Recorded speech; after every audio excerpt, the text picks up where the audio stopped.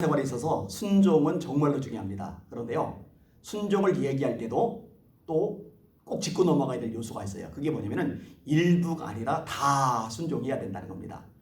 하나님께서 여호수아에게 여리고성을 13바퀴 돌라고 말씀하세요. 하루에 한 바퀴씩 6일간 6바퀴, 나머지 7일째 되는 날 7바퀴, 총 13바퀴입니다. 근데 10바퀴를 돌았어요. 11바퀴를 돌았어요. 최선을 다했죠. 위에서 돌을 던지면 어떡해요? 큰일 나죠. 끓는 기름 끼얹으면 어떡해요? 정말 위험하죠. 조롱할 거예요? 비웃을 거예요? 근데 그걸 다 이기고 10바퀴 돌았다, 11바퀴 돌았다. 굉장한 거예요. 엄청나게 최선을 다한 거예요. 근데 여리고성은 무너지지 않아요. 왜냐? 하나님의 말씀대로 다 순종할 때, 다시 말해 13바퀴 다 돌았을 때 그제서야 성이 무너져 내리거든요. 자, 엘리사를 찾아온 나아만에게 엘리사가 지시를 내립니다. 요단강에 가서 7번 목욕하라. 여러분, 강대국 아람의 국방부 장관이 작은 나라 이스라엘의 선지자의 지시에 따라 요단강 물속에 쑥 들어갔다 나왔다. 와, 이건 대단한 거예요. 엄청난 순종입니다. 근데 5번 들어갔다 나와요. 6번 들어갔다 나와요. 그리고 그만뒀더라면은 나만 이 나병이 도져서 죽었을 겁니다. 온몸이 썩어서 생명이 끝이 나고 말았을 거예요. 의미가 없어요. 일부 순종이 아니라 다 순종해야 돼요. 7번 들어갔다가 나올 때 그제서야 살이 어린아이 살처럼 깨끗해졌다고 성경은 말씀하고 계십니다. 여러분, 아브라함에게도 마찬가지예요. 이삭을 바쳐라. 아침 일찍 떠났어요. 종들을 남겨놓고 이삭만 데리고 올라가요. 장작은 이삭이 짊어졌어요. 드디어 모리아산에 올라갔어요. 이삭을 묶었어요. 그런데 차마 칼로 찌르기가 어려운 거예요. 칼을 내던지면서 하나님, 난 이건 못하겠습니다. 도대체 못하겠습니다. 그러면은 아브라함은 믿음의 조상이 되지 못해요. 네가 이제야 나를 경외하는 줄 알았다. 하나님께서 이 말씀을 하실 수도 없게 돼요. 순종하되 일부가 아니라 다 순종하는 게 중요한 겁니다. 때때로 우리가 성경을 읽다가 감동받을 때, 설교 들을 때 마음에 와닿는 부분이 있을 때, 그리고 기도하다가 하나님의 감동이 있을 때, 또 하나님의 사람을 통해서 하나님의 뜻, 하나님의 말씀이라고 생각되는 이야기를 들을 때 우리는 일부가 아니라 다 순종하는 자세를 가져야만 합니다. 지금 나오미와 룻의 얘기를 계속 하고 있는데요. 이 룻이 시어머니에게 이런저런 얘기를 들어요. 시어머니는 명확하게 이해를 가지고 있어요. 계대법, 기업을 물을 자. 그래서 이 룻을 보아스하고 연결해 주려는 그런 마음이 있는 거예요. 율법에 근거해서. 근데 나오미는요, 이것을 받아들이기가 굉장히 어려워요. 근데 여러 가지 항목들을 이 룻이요 잘 받아들입니다. 어떻게까지 받아들이느냐? 오늘 본문 6절의 말씀입니다. 그가 다장마당으로 내려가서 시어머니의 명령대로 다 하니라. 이게 중요한 거예요. 다 하니라. 다 행한 거예요. 자, 보아스가 잠자리에 누워있을 때 그 발치에 들어가서 누워있는 이 룻을 한밤에 발견을 하게 돼요. 깜짝 놀라죠. 7절, 보아스가 먹고 마시고 마음이 즐거워 가서 곡식단 너미의 끝에 눕는지라. 룻이 가만히 가서 그의 발치 이불을 들고 거기 누웠더라. 밤중에 그가 놀라 몸을 돌이켜본즉 한 여인이 자기 발치에 누워 있는지라. 그러니까요, 묻는 거예요. 너 누구냐? 룻이 사정 얘기를 끄집어냅니다. 이르되 네가 누구냐니 대답하되 나는 당신의 여종 룻이오니 당신의 옷자락을 펴 당신의 여종을 덮어소서. 이는 당신이 기업을 부를 자가 됨이니이다 하니. 룻은요 이방 여인이에요. 모압 사람이에요. 이 이스라엘의 규례인 기업 부를 자가 무엇을 의미하는지 정확하게 이해하지 못했을 수도 있어요. 그런데 시어머니가 가르쳐준 대로 시키는 대로 그대로 이야기를 하는 거예요. 여러분, 이거요 대단한 일이에요. 왜냐? 이 보아스가요 만약에 룻을 향해서 어처구니 없다는 듯이 그렇게 반응을 보여봐요. 그러면 진짜 망신 당하는 거죠. 젊은 여자 입장에서, 게다가 이방 여자 입장에서 얼마나 창피하겠어요. 솔직히 보아스는요 돈이 많은 사람이에요. 영향력 있는 사람이에요. 유력자라고 되어 있어요. 이 정도 급의 인물이면은요 좋은 집안에 아주 아름답고 여러 가지 재능도 갖춘 깨끗한 여성을 아내로 맞이할 수도 있어요. 근데 룻은요 이방 여자잖아요. 이스라엘 백성들이 천대시하는 이방 여자잖아요. 게다가 한번 결혼했다가 남편이 죽어서 혼자가 된 결혼 경험이 있는 여자잖아요.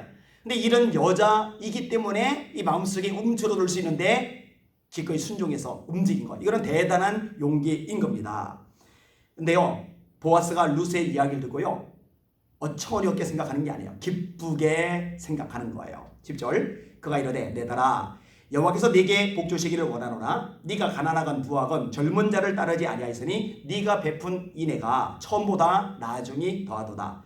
그리고 이제 내 딸아 두려워하지 말라. 내가 네 말대로 네게 다 행하리라. 네가 현숙한 여자인 줄을 나의 성읍 백성이 다 하느리라. 이 마음이 쫄려있는 룻에게 참 따뜻한 말을 해요. 배려 깊은 말을 해요. 네가 베푼 인애가 전에 베푼 인애보다 지금 베푼 인애가 더 커. 아마 전에 베푼 인애는 나오미 시어머니에게 행한 모습이겠죠. 그 다음에 지금 자기를 선택해 주는 것, 그것을 인애, 더 큰 인애라고 말을 해요. 사실 마음이 쫄려있을 룻에게 큰 소리 칠 수 있는 입장이 보아스의 입장인데 큰 소리를 치는 게 아니라 네가 나에게 은혜를 베풀어 주네, 아주 큰 인애를 베풀어 주네, 이거 오히려 상대방을 높여주는 거예요. 그리고 네가 현숙하다는 거 이 성읍 사람들이 다 알아. 얼마나 지지해 주는 말이에요. 얼마나 격려와 용기를 주는 말이에요. 참 룻의 마음에 용기를 주는 이야기입니다.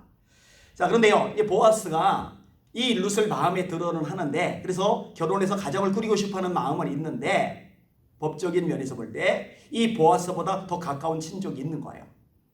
그가 룻을 아내로 맡기를 원한다면은 보아스보다 그에게 먼저 권한이 있는 거예요. 이 부분 이야기를 룻에게 끄집어냅니다. 12절 참으로 나는 기업을 물을 자이나 기업 물을 자로서 나보다 더 가까운 사람이 있으니 이 밤에 여기에 머무르라. 아침에 그가 기업 물을 자의 책임을 네게 이행하리 하면 좋으니 그가 그 기업 물을 자의 책임을 행할 것이리라. 만일 그가 기업 물을 자의 책임을 네게 이행하기를 기뻐하지 아니하면 여호와께서 살아계심을 두고 맹세하노니 내가 기업 물을 자의 책임을 네게 이행하리라. 아침까지 누워 있을지리라 하는지라.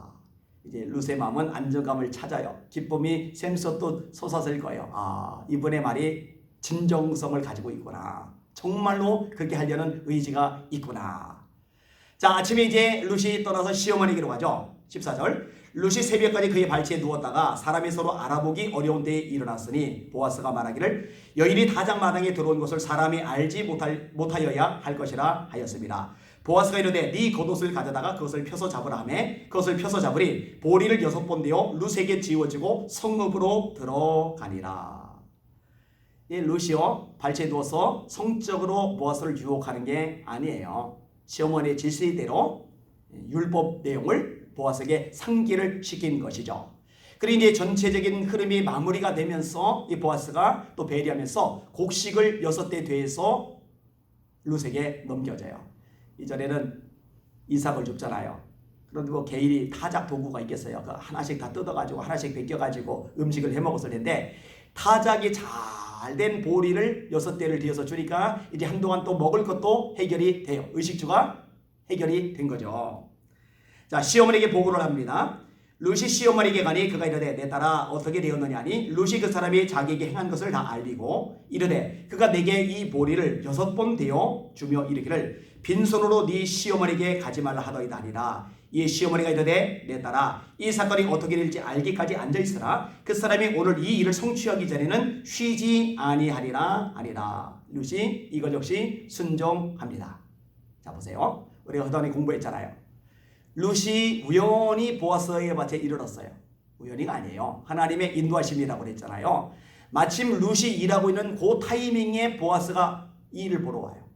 어떻게 됐는지 둘러보러 와요. 다른 밭들도 있을 텐데 우연히 아니에요. 하나님의 인도하심이에요. 룻을 향해서 마음이 열리고 아내로 맡고자 하는 마음을 주신 분도 하나님이세요. 단 이 룻이 순종하지 않았다면 그렇게까지 되지 않았겠죠. 순종했기 때문에 그것도 다 온전히 순종했기 때문에 그렇게 되는 거죠.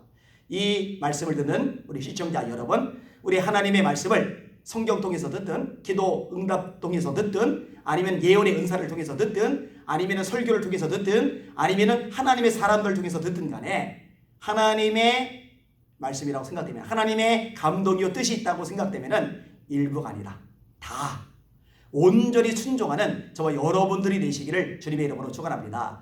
이런 모세가요 독창적으로 새롭고 엄청나고 기가 막힌 일들을 해내는 것은 아니에요. 근데 이 모세와 관련해서 중요한 구절이 반복적으로 꽤 여러 차례 나오는 게 있어요. 여호와께서 명령하신 대로 다 다란 말, 다 준행하였더라. 여호와께서 명령하신 대로 다 준행하였더라. 하나님의 말씀이라면 일부가 아니라 다 준행하는, 다 순종하는 저와 여러분들이 되시기를 주님의 이름으로 축원합니다. 일부가 아니라 다 순종하는 게 중요하다. 할렐루야.